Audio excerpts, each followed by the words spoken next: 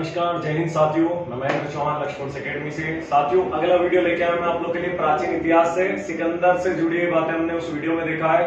साथ में सिकंदर का आपने देखा था कि 325 ईस्वी में वहां से भाग जाता है व्यास नदी के किनारे से, क्योंकि मगध में उस समय घनानंद जो कि एक क्रूर शासक था, उसके डर के मारे वहां से उसकी सेना और वो सभी लोग क्या होते हैं, दोबारा लौट जाते हैं।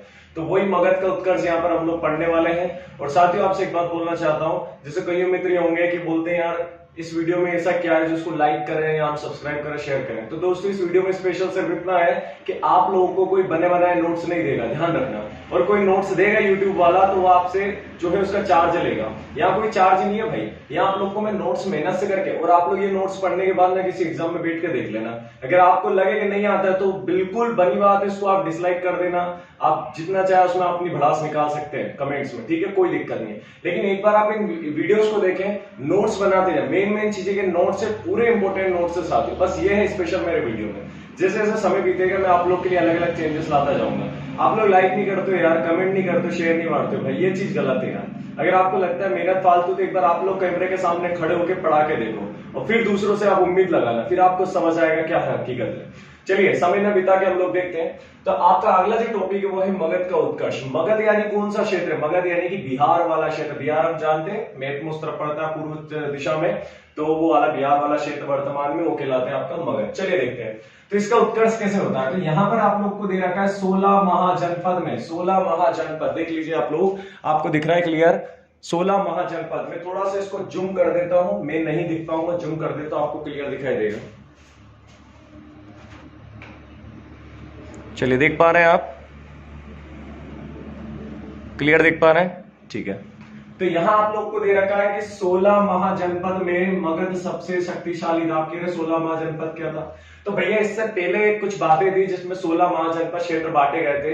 16 महाजनपद से मतलब था ऐसे क्षेत्र जो कि राजनीतिक, यहाँ पर राजनीति होती थी, राजनीतिक क्षेत्र से बड़े क्षेत्र जो होते थे उन्हें कहा जाता था महाजनपद। याद रखना, जो राजनीतिक क्षेत्र से बड़े क्षेत्र होते हैं उनको बोला जाता था महाजनपद। तो ऐसे कितने क्षेत्र थे? 16 याद रखना है। और उसमें से एक क्षेत्र था वर्तमान में बिहार वाला क्षेत्र, बिहार गया वाला क्षेत्र, जिसे बोला जाता है मगध। ये सबसे बड़ा और सबसे शक्तिशाली था।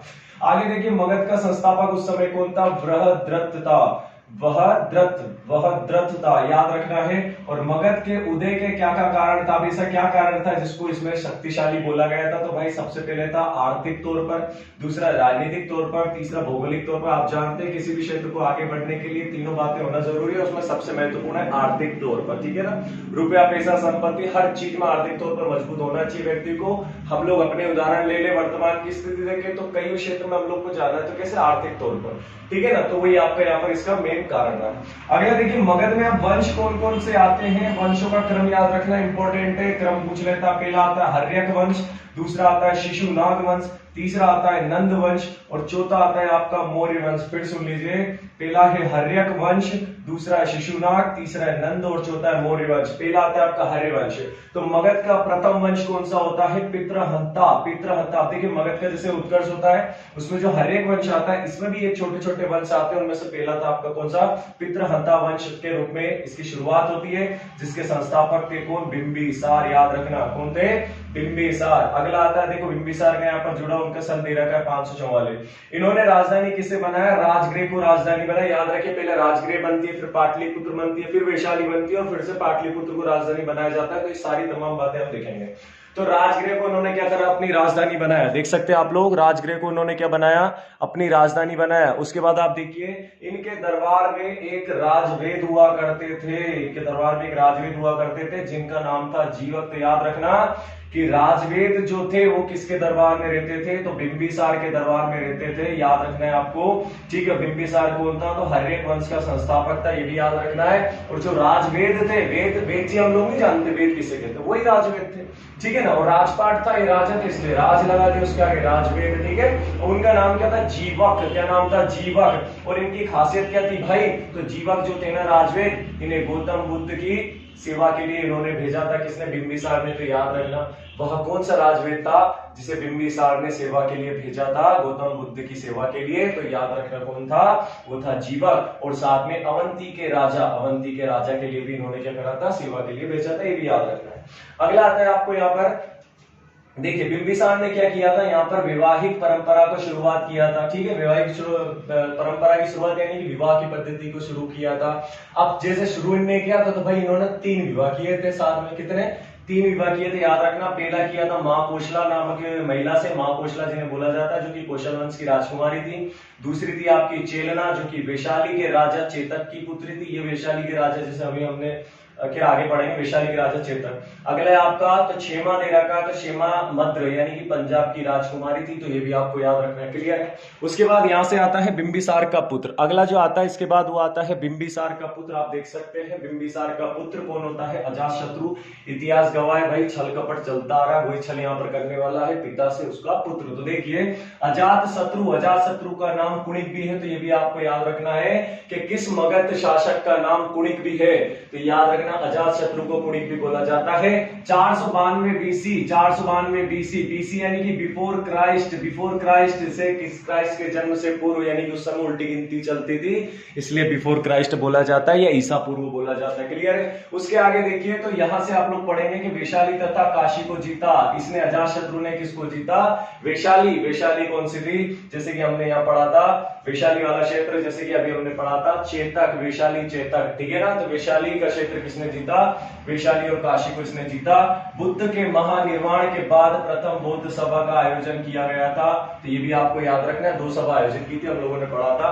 उसके बाद आता है आपका अगले जो आते हैं इसके बाद होता है उदयन। कौन आता है? उदयन। और इसी का एक और नाम क्या था? उदयन। तो याद रखना पहले आता है बिंबिसार, बिंबिसार का पुत्र अजातशत्रु, अजातशत्रु का पुत्र उदयन या फिर उदयन। अब पिता की ये क्या करता है? अब जैसा इसके पिता ने उसके पिता की थी, ऐसे इसने भी अपने पिता की हत्या कर दी, तो पिता की हत्या कर ये क्या हुआ? गद्दी प्राप्त कर लेता है। अब यहां से कुछ बातें याद रखनी है। गंगा नदी सोन गंडक के संगम पर पाटलिपुत्र नगर की स्थापना की और इसे अपनी राजधानी बनाया। तो याद रखना पाटलिपुत्र शहर की स्थापना किसने की? तो पाटलिपुत्र नगर को किसने बसाया था? तो उदयन ने बसाया था। और ये किसके संगम पे? तो जहां गंगा सोन गंडक नदी, तीनों नदी का संगम होता है, वहां पर पाटलिपुत्र नगर को बसाया था और इसे इसने क्या बनाया था? राजधानी। याद रखना बिंबिसार ने राजधानी राजगृह को बनाया, इसके दादा ने, और इसने अपनी राजधानी किसे बनाया? पाटलिपुत्र। ठीक है, तो ये आपका कौन सा वंश चल रहा था? ये आपका था हर्यक वंश। हर्यक वंश के बाद कौन सा आता है? तो शिशुनाग वंश आता है। शिशुनाग वंश के संस्थापक शिशुनाग हुए, तो याद करने की जरूरत नहीं है, वंश से आपको नाम याद हो जाएगा। अगला दे रखा है राजधानी, तो राजधानी से आपको याद रखना है, जैसे कि आप देख सकते हैं नीचे। ठीक है, तो शिशुनाग वंश से संस्थापक कौन थे? शिशुनाग। राजधानी किसे बनाया? तो वैशाली को राजधानी बनाया। शिशुनाग ने अवंती को मगध में मिला लिया। देखिए अवंती क्या थी? अवंती थी, आप देख सकते हैं, जहां पर बिंबिसार का अवंती के राजा से अच्छी मित्रता थी, उसी के साथ छल किया, उसी के साथ युद्ध करते हैं और उसे पराजित करके उसी अवंती को क्या करते हैं? अपने में मिला लेते हैं। तो ये भी यहां से आपको याद रखना है। फिर आखिरी आपका बचा है कालाशोक। कालाशोक जैसे कि आप उधर देख सकते हैं, कालाशोक आपको दिखाई दे रहा है। ठीक है, कालाशोक ये यहाँ पर आपको दिखाई दे रहा है। कालाशोक अगला आता है इसके शासक, तो इसने अपनी राजधानी को पुनः क्या बना लिया? पाटलिपुत्र बना लिया। तो आप देख सकते हैं सबसे पहले क्या थी? राजगृह, फिर क्या थी? पाटलिपुत्र, फिर क्या थी? वैशाली, और फिर क्या आ गई आपकी? पाटलिपुत्र। तो याद रखना है। और कालाशोक के समय द्वितीय बौद्ध सभा का आयोजन किया गया था, याद रखना है। नंदीवर्मन इसके अंतिम शासक हुआ, याद रखना। कौन सा वंश था आपका? तो शिशुनाग वंश का जो अंतिम शासक हुआ वो कौन हुआ? नंदीवर्मन हुआ। आखिरी वंश आता है आपका, यहाँ आखिरी नहीं है, नंद वंश है। नंद वंश का मौर्य वंश आएगा, जिसको अगला वीडियो में लेके आऊंगा। नंदवंश से याद रखना, इसके संस्थापक कौन थे? तो महापद्मानंद। कौन थे? महापद्मानंद इसके संस्थापक थे। भारत का प्रथम शासक जिसने एकराट की उपाधि धारण की। एकराट देखो क्या है? अपनी अपनी प्रतिभा, यानी अपनी अपनी जो है लोगों के सामने मतलब अपना वर्चस्व कायम करने के लिए अलग अलग उपाधियां देते थे ताकि उनकी छवि अच्छी बनी रहे, तो उसमें से एक उपाधि दी थी एकराट की। पुराणों में महापद्मानंद को परशुराम का द्वितीय रूप भी कहा जाता है, क्योंकि ये बहुत ही शक्तिशाली थे, इसलिए इन्हें बोला जाता था परशुराम का द्वितीय रूप। अगला है, आप देख सकते हैं, इसने कलिंग को जीता था। किसे जीता था? तो इन्होंने किसे जीता था? इन्होंने कलिंग को जीता था। तो आपको याद रखना है, इन्होंने किसको जीता था? तो इन्होंने कलिंग को जीता था, याद रखना। कलिंग, और कलिंग जो कि वर्तमान में क्या है? उड़ीसा राज्य है। उड़ीसा राज्य कलिंग, उसे बोला जाता है कलिंग। कलिंग में दूसरे एक नगर, इन्होंने क्या करा? इसमें एक नहर खुदवाई, याद रखना। कलिंग में एक नहर खुदवाई और जिसके प्रमाण किसमें मिलते हैं, हाथी गुम्पा अभिलेख। अभिलेख यानी लिखे साक्ष्य होते हैं, ठीक है ना। तो हाथी गुम्पा अभिलेख को किसका लिखे थे या किसका है, किसके द्वारा लिखे थे, तो वो भी याद रखना है, खारवेल के राजा के द्वारा क्या है, लिखा हुआ है, तो ये भी आपको याद रखना। और आखिरी जो अंतिम शासक आता है इसमें आता है घनानंद, जो कि एक क्रूर शासक हुआ, और सिकंदर का आक्रमण 326 ईस्वी के समय होता है। और इसके दरबार में, घनानंद के दरबार में कौटिल्य यानी कि चाणक्य रहते थे। कौन रहते थे, कौटिल्य यानी कि चाणक्य रहते थे इसके दरबार में, तो ये भी आपको याद रखना है। फिर इन्होंने क्या किया, एक भरी सभा में उन कौटिल्य का यानी चाणक्य का अपमान किया, जिससे निराश होकर और गुस्से में आकर वहां से छोड़ जाते हैं उस दरबार को, और चंद्रगुप्त मौर्य के पास जाते हैं, जब उसको राजनीति विद्या सिखाते हैं, फिर आक्रमण करके जो है घनानंद को पराजित कर सके। तो साथियों, ये था मगध का उत्कर्ष। उम्मीद है समझ आएगा। प्राचीन इतिहास के 2-3 वीडियो लाऊंगा, फिर प्राचीन इतिहास खत्म है भाई, ज्यादा कुछ भी नहीं है उसमें, ठीक है। तो उम्मीद है अच्छा लगा होगा। थैंक यू, जय हिंद।